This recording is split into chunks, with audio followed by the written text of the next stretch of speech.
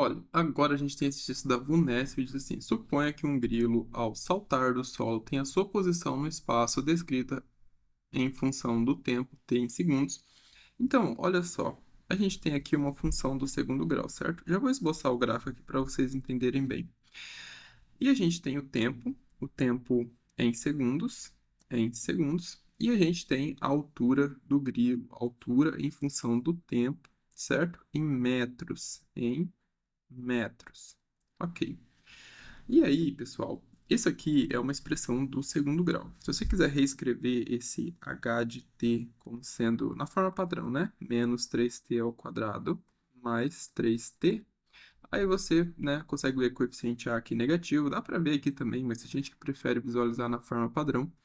E aí, a gente tem o coeficiente b igual a 3 e o coeficiente c igual a 0.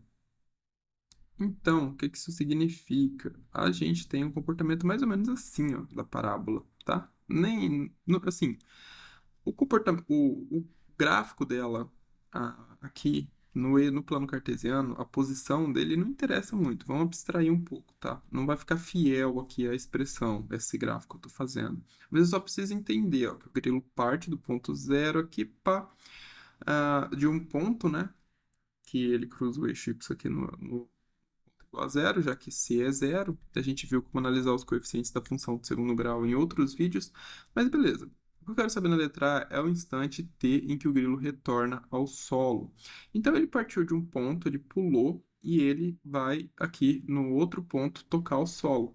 Esses pontos, ó, em que ele cruza o solo, digamos assim, são os pontos X aqui do meu eixo. O que a gente chama de x, mas aqui está sendo representado por t, tá? Vou colocar igual a x e aqui igual a y. O que a gente usualmente chama de x, aqui está sendo representado por t, que é os segundos. Então, o que a gente precisa fazer para responder a letra A é encontrar os zeros dessa função. Menos 3t ao quadrado mais 3t. Isso igual a zero. Colocando t aqui em evidência, a gente fica com colocando menos 3. Não, na verdade, vamos colocar o 3t em evidência, certo? Vamos colocar menos 3t em evidência. Colocando menos 3t em evidência, a gente vai ficar com 1. Não, a gente vai ficar com t aqui, no primeiro termo. T menos 1. Isso igual a zero. Então, eu vou ter menos 3t igual a zero ou t menos 1 igual a zero.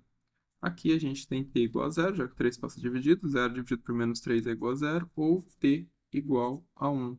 Essas são as duas raízes, 0 e 1, tá? Aqui, 1 segundo nesse caso. Pois aqui, aumentar esse eixo, o eixo t, e aqui, posição 1 segundo.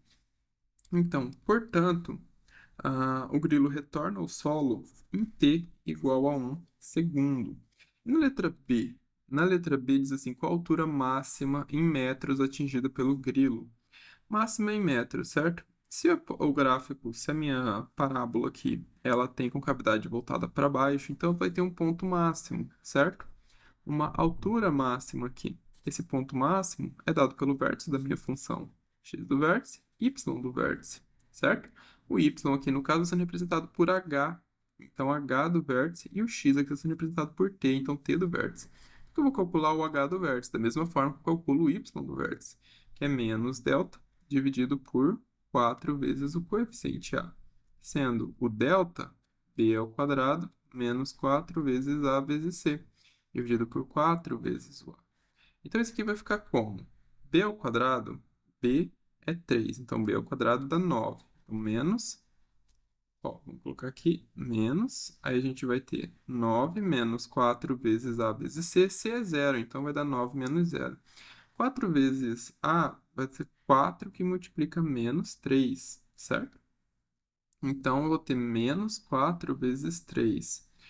Aí, simplificando, né? 9 menos zero é 9. 9 simplifica com 3, eu vou ficar com 3 quartos, porque menos com menos dá mais. 3 quartos é 0,75. Então, portanto, 0,75 metros, já que o gráfico está em metros por segundo. E é isso, pessoal. Então, essa aqui é a resposta da letra B, 75 metros.